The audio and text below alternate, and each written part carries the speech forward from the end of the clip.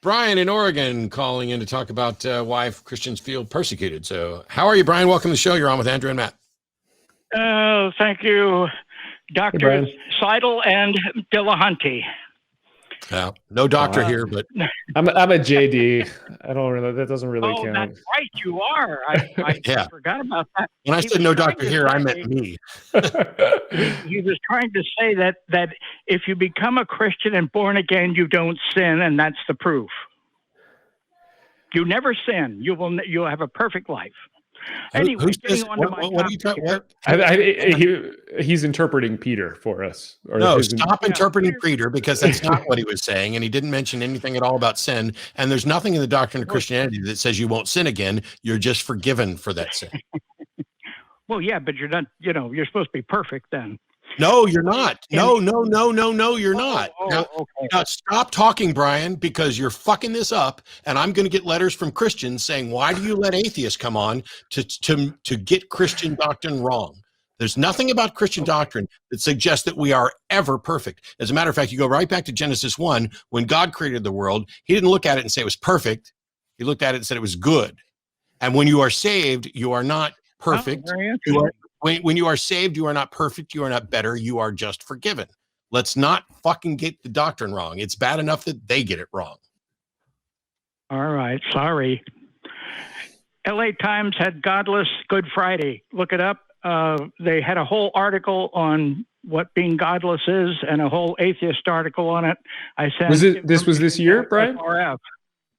I sent it to FFRF. I'm asking, Brian, was this year that they did this?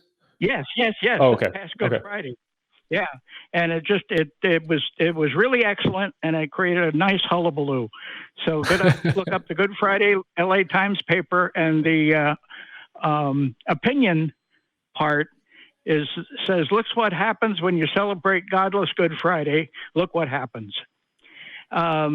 My point is that prayer in school, and why Christians feel persecuted, and why we felt persecuted in prayer being taken out of school, is because we had the right to have it to begin with. Christians started the schools, Christians started the government, and even though they didn't put it in the government, well, they had some Christians there. But back in 47, and that was when the big hullabaloo hit with Murray O'Hara, when they took the prayer out of school, right? And Christians felt that they had the right to have prayer in school. And so that's why they feel it was unconstitutional back then. They shouldn't have had any Bibles in school or prayer in school or anything in school like that. Yeah. And so when someone stood up and took it out, then they feel persecuted because it was removed. And no one explains to them, well, you shouldn't have had it in the first place. Yes. They had an unconstitutional privilege that they believed was a right, and then they got pissed when that got taken away. Real quick too, the idea that state and church were formally separated, in 1947 when the Supreme Court decided that is also not true.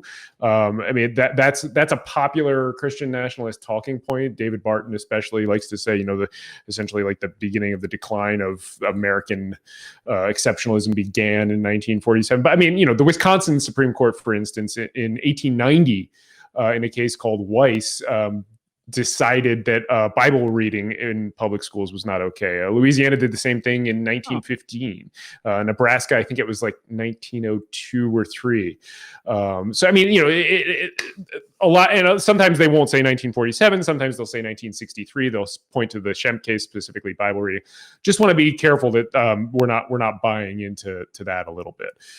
No, understandable. I didn't know that. Thank you. Yeah. A lot of people don't realize it because we like to think about just the Supreme Court as being the driver of these, but those cases I cited were all state court decisions and state Supreme Courts that had done that. But my point is, even so, when back in those days they were having that type of thing, that nobody pushed the Constitution to get it out of there. And then all of a sudden, when they decide to do it, then everybody's up in arms thinking that the government's against the church. Yeah, Yeah, I think that's going to happen no matter what. Whenever you take away a privilege, whether it's constitutional or not, that equality seems like persecution. It's simply not. You're right to identify that. It's just when I explain that to people, then it makes sense. Yeah. I mean, and also I think Brian, one other thing that we can say to people, and one other thing that I found effective when I'm trying to explain this, is there's no such thing as the freedom of religion without a government that is free from religion. There's no such thing as the freedom of religion without a government that's free from religion. What that means is, if you want genuine religious freedom, that means not using the machinery of the state, not using public schools to inculcate and indoctrinate children into a particular religious belief. It's not saying that they can't practice their religion or you can't practice your religion. It's just saying you don't get to use the government and the power of the government and government offices to do that. So there's no such thing as the freedom of religion without a government. A few minutes ago, you mentioned it a few minutes ago that if they would have Muslim prayers in school, or if they would have Catholic prayers in school instead of evangelical prayers, why everybody would be up in arms. So that's not quite what I said.